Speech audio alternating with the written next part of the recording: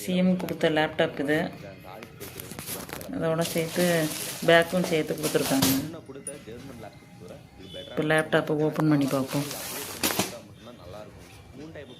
Open பண்ணி பார்ப்போம்.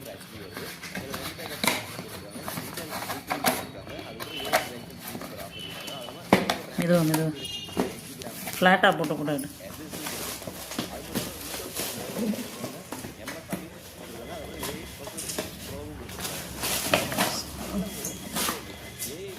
நான் கட் பண்ணிட்டேன். இப்போ